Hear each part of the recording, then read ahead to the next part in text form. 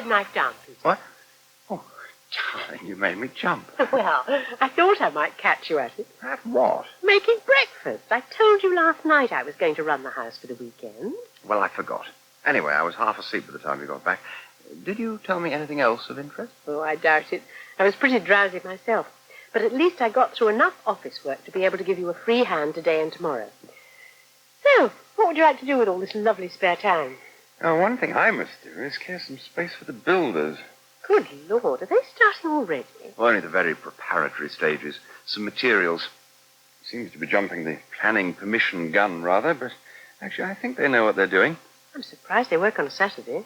Oh, it'll only be this morning, as far as I could gather. And it'll mostly be a matter of dumping materials on us. Mm-hmm. Hence the need for space. Yes. I'm afraid we can already start waving goodbye to one of the flower beds. Oh, well, at least there's nothing much in them at the moment.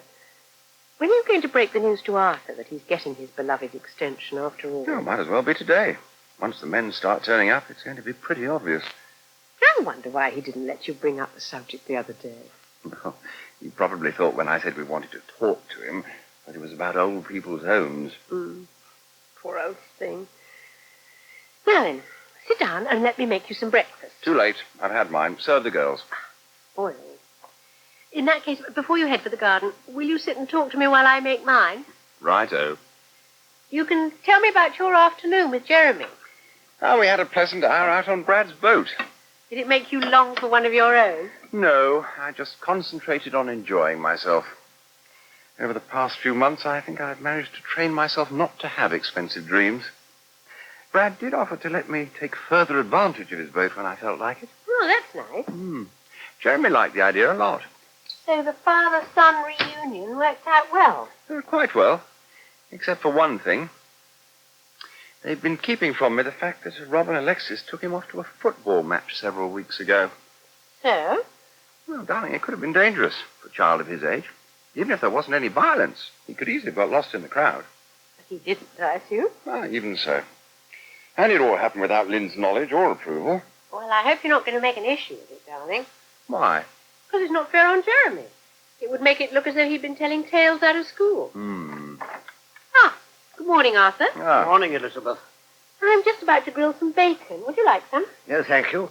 I breakfasted several hours ago. Boiled again. I beg your pardon? Oh, don't you worry, Father. Would you like to sit down, anyway? Why should I? Well, because it'll give me a chance to tell you about something that will be happening later today. Oh, I haven't got time for idle chit-chat, Peter. As you may have noticed, I have my coat on. I'm about to go out. That is what I came in to tell you. But I shall be back in time for luncheon. Oh, really? Tell you what, Peter. Why don't you wait until the extension is built and then ask him to guess what it is?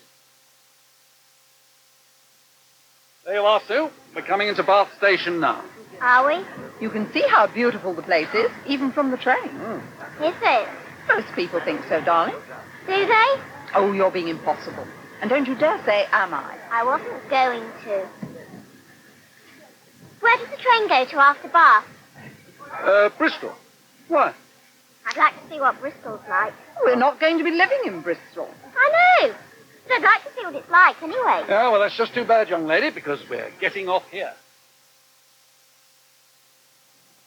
Mike!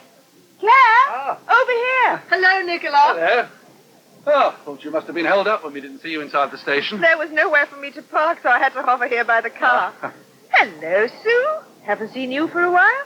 Hello. I hope you're going to like this house your Mummy and Daddy might be buying. Say something, Sue. Why? I'm sorry, Nicola. She's been in this mood all through the journey. Doing her best to spoil it for us? I didn't ask to come. That's no excuse for being rude.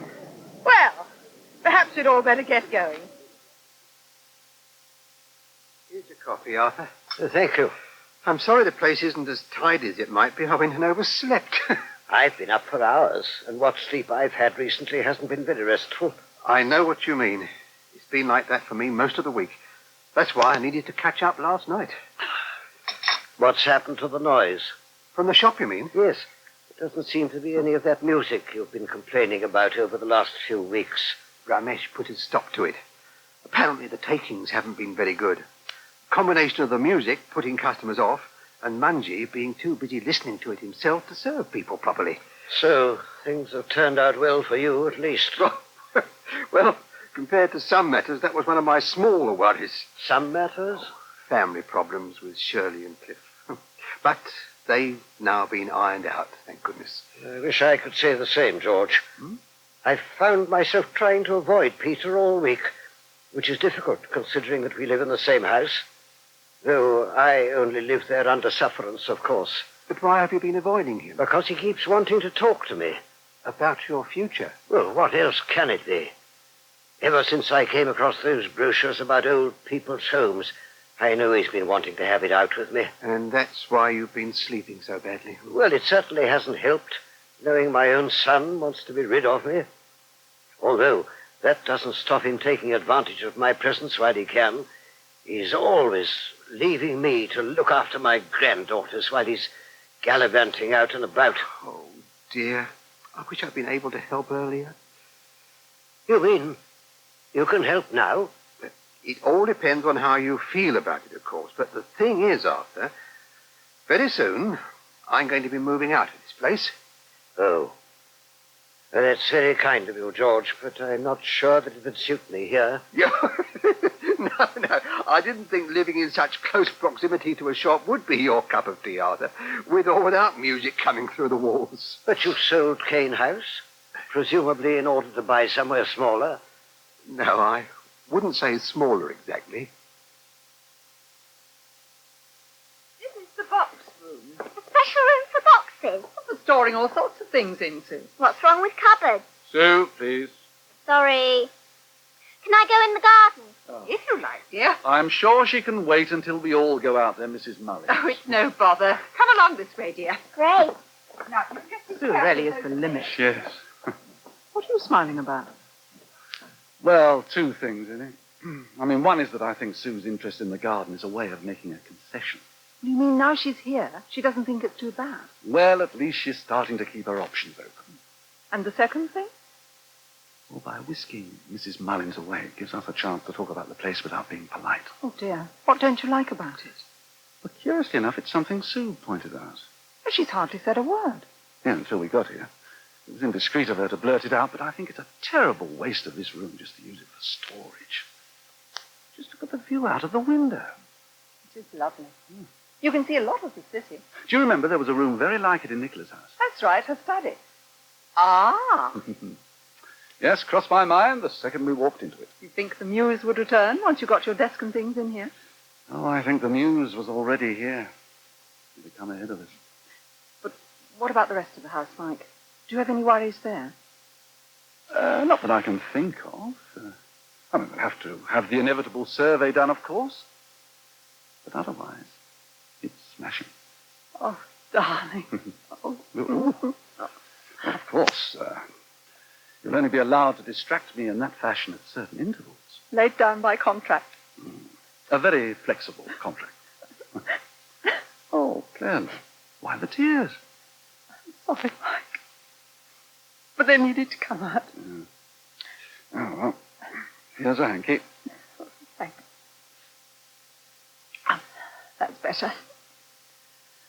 I suppose it's the release of tension. Yes, of course. But now... All your problems are packing ones. Oh, thanks. But I promised to do my fair share of that. It was very unfair putting the burden of house hunting on your shoulders. There wasn't much you could do about it. Ah, well, from now on, I'll be more of a free agent. Yeah, a few days ago, I wasn't sure how it'd all go, but I must say Liz has been learning the ropes incredibly quickly. Good. Hello? What is it? Have a look down in the garden. It's quite large. Oh, that's not what caught my eye. No, it's Sue. Oh, no, she's climbing over the wall. Yeah, but it looks as though she's been invited. You just come this way a bit. See? There's a boy helping her. Oh, yes, I see. There are rabbits running about all over the place. Yes, amongst other furry things. God, it looks like a regular zoo. You know what this means, don't you? Sue the naturalist won't be wanting to move into this house. She'll be wanting to move next door. a customer I remember. Good heavens. But do you remember me? Of course I do, Mrs. Brewer. How are you? Oh, not doing too badly. I haven't broken anything yet this morning. That's good. But I'm surprised to see you. Pleasantly surprised, of course. You're helping Donald out for the weekend, are you? Oh, a bit longer than that. You see, Donald's been running into a spot of bother with the Brewer. I hope you don't mind me saying this, but I think less people would hear you if you talked in a normal voice.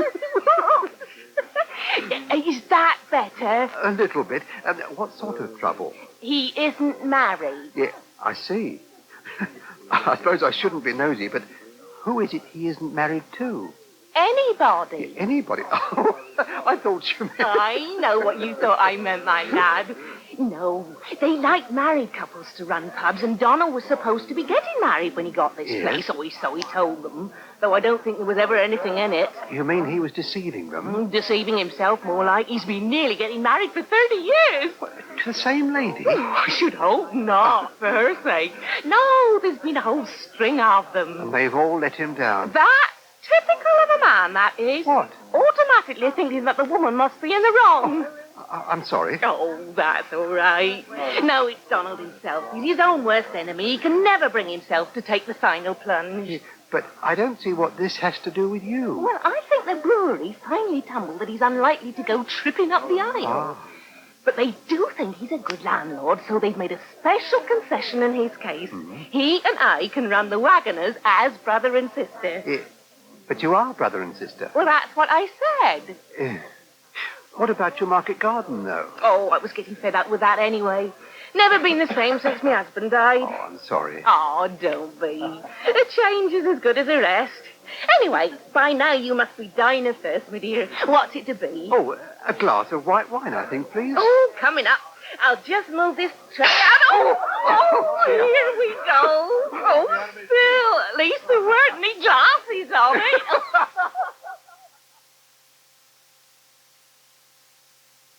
Anyway, Nicola, you've never seen so many rabbits and hamsters and guinea pigs, and a tortoise. And you said there was a glass snake somewhere, only no one had seen it for months. It's probably hibernating. I'm not sure. He might have been making it up, because he wanted to see if I was frightened. But I wasn't. So he thought I was all right. And you thought he was all right? Oh, yes. Oh, look, Mummy and Daddy are coming. And looking rather pleased with themselves. So, what do the estate agents have to say? Oh, we only got in there minutes before they put up the clothes sign. But they'll be in touch with our solicitors first thing Monday morning. So, we're on our way. Ah, you're later than I expected, Father. But lunch isn't quite ready. I would have been here sooner, but I had a long talk with George Underdown, and then I went on to do a little shopping. Very little shopping, by the look of it. What? Oh, yes, only one item, but apt in the circumstances. A bottle of sherry to celebrate. Father, you're a sly one. You guessed. Or else you overheard us talking about What it. on earth do you mean? Well, if you care to look through the window, do you see the timber and things? Yes, what about it? Well, it's the first stage towards the extension you've been wanting us to have built. Oh, no.